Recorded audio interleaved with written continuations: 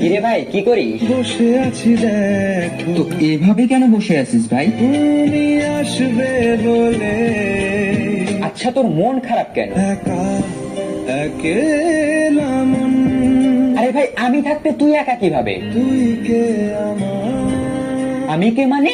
আমাকে তুই ভুলে গেলি? আর না, ভাই, তুই কি তোর লাইফে ভালোভাবে বাঁচতে চাস না? বেঁচে থেকে লাভ কি বল, বেঁচে থেকে লাভ কি মানে?